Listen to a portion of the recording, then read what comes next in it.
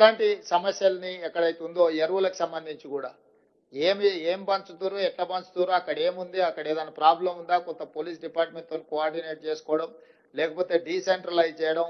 ఇప్పుడు 30-40 వేల జనాభా ఉండే మండలానికి 2 షాపులు పెట్టిండ్రు అనుకోండి, దాదాపుగా 10,000 మంది రైతులు ఒకటే రోజు వచ్చి కూర్చుంటే ప్రాబ్లం అవుద్ది. వాళ్ళకి ముందే టోకెన్లు ఇచ్చి నీది 6 తారీఖు, నువ్వు 7 తారీఖు, నువ్వు 8 తారీఖు స్టాక్ వస్తే దీని ప్రకారం తీసుకోండి అని అగ్రికల్చర్ ఏఈలు క్షేత్రస్థాయికి వెళ్ళి గ్రామాలను పిలిచి, ఇప్పుడు రైతు వేదికలు ఉన్నాయి, మీరు అన్నట్టు 2,000, 3,000 రైతులకు సపరేట్గా రైతు వేదికల దగ్గర పెట్టి లోకల్గా పోలీసులను కూడా అడుగు, 2 కానిస్టేబుల్స్ని అక్కడ నించోబెట్టి ఆ టోకెన్లు ఇచ్చి ఆ రైతు వేదికల నుంచి మీరు యూరియా కానీ ఇతర ఎరువులు కానీ ఏమైనా ఇచ్చిందంటే సమస్య రాదు.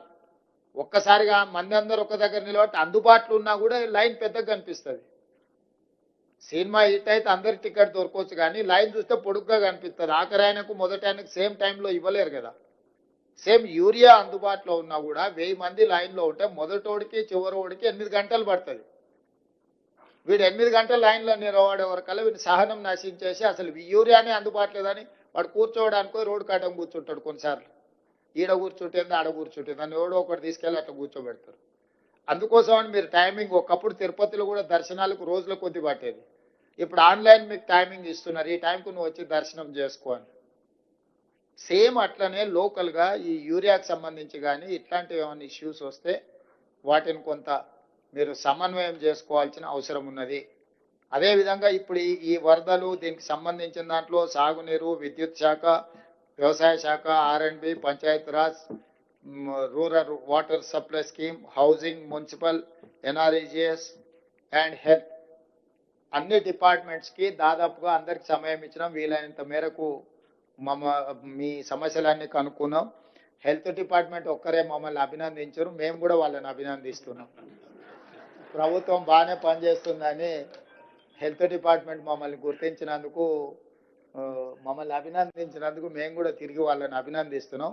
కానీ మేము అభినందించినాం కదా అని వాళ్ళు పని చేయకుండా ఊరుకుంటాం అంటే ఏం కుదరదు. అభినందనలు వేరు, పని వేరు. కాబట్టి ఖచ్చితంగా ఈ సమావేశంలో పాల్గొన్న అందరు అధికారులకు, ప్రజాప్రతినిధులకు సమస్య వచ్చినప్పుడు రాజకీయాలకు అతీతంగా మనం వ్యవహరించాలి. After all we are human beings, మానవత్వంతో వ్యవహరించాలి. అది అధికారులైనా, ప్రజాప్రతినిధులైనా, ప్రజల అవసరాలకు, ప్రజల యొక్క సమస్యలు పరిష్కరించడానికి మనం ఉన్నాం.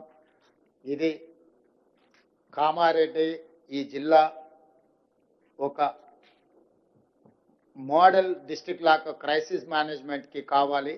దీనికి సంబంధించిన ప్రజాప్రతినిధులు, అధికారులకు కూడా నేను కొన్ని సూచనలు చేసిన.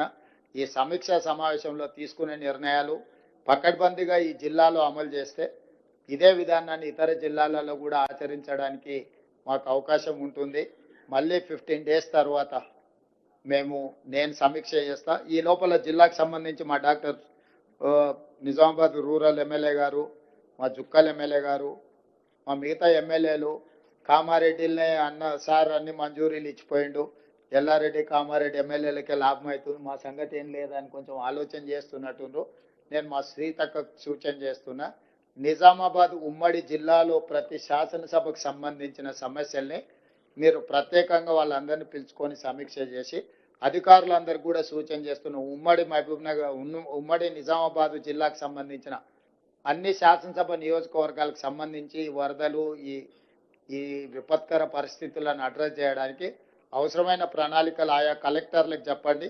ఎమ్మెల్యేలు కూడా మీ నియోజకవర్గాలలో ఉన్న సమస్యల్ని మీ ఇన్ఛార్జ్ మినిస్టర్ సీతక్క గారి దగ్గరికి తీసుకొని రండి. మీ జిల్లా మొత్తం ఎమ్మెల్యేలతోనే హైదరాబాద్ స్థాయిలో ఒక సమీక్ష సమావేశం పెట్టుకుందాం రాబోయే 10 రోజుల్లో. ఎందుకంటే ఈ లోపు మీ నివేదికలన్నీ కూడా కంపెల్ చేసి అధికారులు ప్రతిపాదనలతో రండి.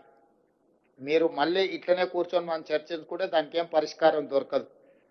ఉమ్మడి అందరినీ నిజామాబాద్ హెడ్ క్వార్టర్ లాగా అన్ని శాసనసభ నియోజకవర్గాలకు సంబంధించిన కలెక్టర్లను అందరిని పిలిచి ఒక రోజంతా సమీక్ష పెట్టుకొని ఆ నియోజకవర్గాలలో మేజర్గా ఏం సమస్యలు ఉన్నాయి, వాటికి ఏం చేయగలమో ఒకసారి మీరు సమీక్ష తీసుకొని ఎంపీలను కూడా పిలుచుకోండి.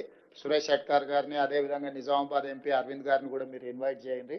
ఈ ఉమ్మడి నిజామాబాద్ జిల్లాకు సంబంధించిన ప్రజాప్రతినిధులు ఎవరెవరైతే ఇందులో పాల్గొన్నారో, పెద్దలు పోచారం శ్రీనివాస్ రెడ్డి గారు, వీరందరూ మన నియోజకవర్గాలకు సంబంధించిన కీలకమైన సమస్యలు, ముఖ్యంగా ఈ వరదల సమయంలో, ఈ వర్షాల సమయంలో జరిగిన డ్యామేజ్ ఏమేమి రిపేర్లు చేయాలి, ఏమేమి నిధులు మంజూరు చేయాలి, వీటన్నిటికీ సంబంధించి ప్రభుత్వం ఈ ప్రాంతానికి సానుకూలంగా స్పందించి నిధులు వేగంగా విడుదల చేస్తాం.